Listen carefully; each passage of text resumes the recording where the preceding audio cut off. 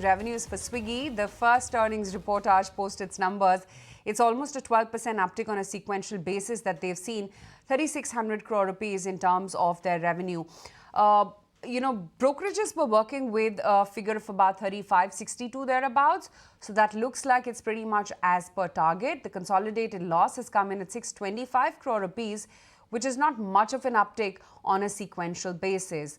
What we were anticipating was we were expecting a 476 kind of loss. So the loss hasn't really come down in that sense. And I guess that's what is acting a little bit on the stock right now, because remember, the stock went in strong into its earnings. Of course, would be curious to see whether there is what they deliver in terms of the quick commerce numbers, because that's where all the fight and the margin seem to be. We were expecting the GOV uptick of about almost 15% and the gross take rate at about 15.5%. Let's see what they deliver, because going by the profit, or rather here in this case the consolidated loss figure, that's definitely lower than what the market was anticipating, because the market was anticipating the loss to come in much lower than what they've actually reported, which is what is reacting sharply, I guess, on the numbers. Nikunj? Aisha, I'll wait for ESOPs. I'll tell you why. Because when you look at those, there is a big, they've gone public. In that, how much at operating level, because when you charge for ESOP, it comes in the net number. So for me, I think the EBITDA number is important. For me, there are a lot of other ESOP adjustments which I expect, because they went public, so you don't know what ESOP policy they followed. You cannot jump into a conclusive, immediate conclusion looking at these numbers. They may not be that impressive. That is what the headline numbers are indicating. But is this largely because of ESOP, or there is an operational challenge there? Because these numbers, in a sense, are not going to have an impact on the stock per se, because markets are expecting that, okay, you've gone public and there would be series of events, series of surprises which will come from Swiggy. But if there is no ESOP and these are operationally subdued numbers, that means there is no marked recovery. Because if consolidated revenue is up 11% and if consolidated losses have gone up, so you're not expanding your losses, but you're also not contracting your losses, which is what Zomato did, which is what really got them this pedestal positioning. So I'll wait. I mean, I think we'll get 2 or 3 minutes. The losses come in at 554 crore rupees, which is also flattish on a sequential basis. There is no improvement, no, Aisha. So then we are saying that, look, whatever changes they've done, and ESOP is above EBITDA, is below EBITDA. So that means EBITDA is operational, which clearly means that there is no marked improvement in terms of the profitability. Now, is it quick commerce? Is it because there was a slowdown which happened largely in and around, what regions they've been servicing? I don't know yet, but these numbers will not really excite a lot of market men, considering that this is the first one from Swiggy where after the IPO, and on the heels of what Zomato has just done in terms of an capital raise. Anand, there was only Zomato, and now it is Swiggy and Zomato.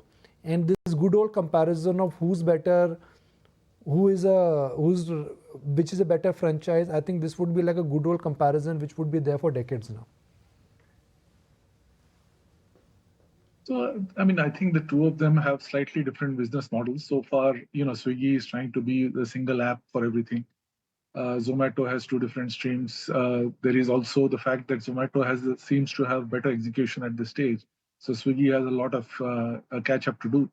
And that will obviously mean that you cannot be worried about the profitability too much unless you are, while you are losing, unless you are able to establish a much higher market share and growth rate than Zomato is. So it is a catch-up problem for Swiggy. It's a fight between two fairly large companies now. And, it's a very tough business because your execution margins are not very high. Each transaction will cost you a lot to deliver, and yet you have to make money on it.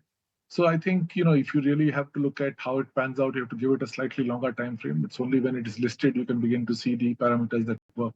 But for now, as you said, the preliminary numbers don't look all that exciting, at least as far as the operational profitability is concerned. Anand, where have you been shopping in this market? This market did give a dip. To be fair, 10% plus on the index, 20% plus in mid cap, 30% plus in small cap. Sorry, did you ask me where have I been shopping? No, shopping in this market. Okay. Well, frankly, the only place where valuations are somewhat comfortable has been the banking sector, and that to the private sector banks is what I've been focusing on. So I think that's been the obvious play. It continues to remain relatively better, and of course the lower valuations has slowly moved away because HDFC is no longer as attractive as it was a while back. But even then, it has somewhat underperformed the market in terms of its growth. The other areas that are still have actually done badly have been insurance, for example. This year has not been a great year for insurance companies, and that remains to me one of the more attractive sectors in the financial space with a somewhat longish runway. The usual places which most people have been looking at, which has been the PSUs, defense, and the new technology companies. As I said, the new technology companies, I would rather wait to see how the execution goes through. I think there's too much euphoria, perhaps, in some of the new renewables. I still have to figure out where the value is. Obviously, the renewable installation players are something that one can look at, and one has been doing some bit of that. But the utilities itself, the fact that they have gone at some humongous levels, is something that baffles me, because the numbers that they will generate is not going to be anything exciting in terms of ROE.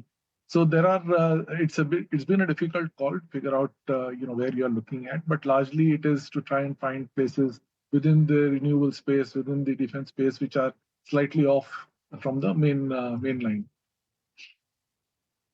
Okay, some more nitty-gritties coming in from those Swiggy numbers.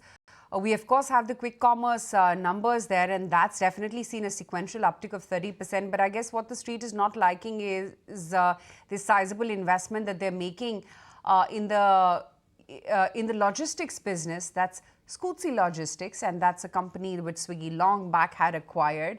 So I guess that is what is not going down well with the street. And you can see the Swiggy intraday graph, if we can just bring that stock, because it went in strong into its numbers. Post the first flash, it was up 1%. It had come off from the top of the day. Then it went up again about almost 2%, and now you're seeing it drift back into the red.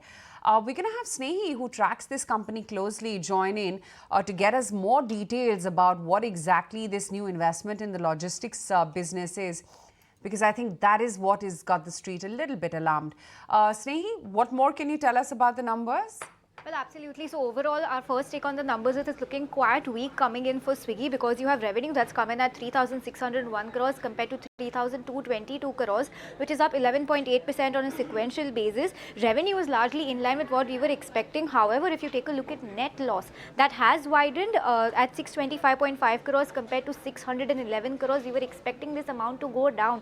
It is significantly more than what we were estimating this amount to be at 476.6 crores. Even EBITDA loss has come in at 554 crores compared to 544 crores on a sequential basis. We were expecting this number to be lesser on a sequential basis. However, this is widened, and we were expecting 462.5 crores. So it has beaten our estimate also, but in a much negative way, because the loss has widened. Now, if you take a look at some other segmental performance, food delivery revenue has gone up by 3.9% sequentially. Out of home consumption revenue has come in at 59 crores, which is up roughly 29% on a sequential basis. So that's looking good. The quick commerce business revenue has come in at 490 crores compared to 374 crores, which is an uptick of 31% sequentially. Food delivery net profit has come in at 122 crores compared to 67.4%, which is up 81% on a sequential basis. So food delivery is looking good. However, you have quick commerce that has not performed very well in the quarter gone by, because you have the quick commerce net loss has also widened, coming in at 307.2 crore rupees compared to 280.2 crores on a sequential basis. Now, however, they have made some other announcements as well. They've invested equity shares of Scooty Logistics Private Limited up to an amount not exceeding 1600 crore rupees. So they've made an investment in their subsidiary of Scootsie as well. Remember, this was one of their first acquisitions, and Scootsie is their e-commerce branch. Also, they've incorporated a wholly owned subsidiary of the company for sports activities and amusement and recreation activities. So this subsidiary is also going to be catered to that. But if you take a look at the overall fine print, it's looking like a very weak set of numbers coming in for Swiggy for quarter 2. Now, what do we have? We have a consolidated loss. The food delivery business, and Sneh, if you're there, I'm just trying to dissect the numbers here, Sneh. The food delivery business is profitable, which means the mainstay, which is the food delivery, they've managed to turn the corner there. The problem is that in the quick commerce business, which is the high growth business, which has re-rated Zomato because of their Blinkit acquisition, I think is in loss. And that's where they are burning. Because if the quick commerce revenue is up 30%, and if the losses are there despite the fact that there is at EBITDA level, despite the fact that there is a profit in the food delivery business, that means you are losing money in quick commerce. And quick commerce is where competition will intensify. Quick commerce is where some of these companies now will have to face the heat of Flipkart and Tatas and everybody else. So imagine in the business where you're growing, you'll have to get ready to fight, and you don't have that kind of an ammunition because you are now looking at investing 1,300 crores in another business, which could be an allied business called Swiggy Logistics. So this is where I think the sequence of event is something which is bothering market. If you like this video, then like, share and subscribe to ET Now.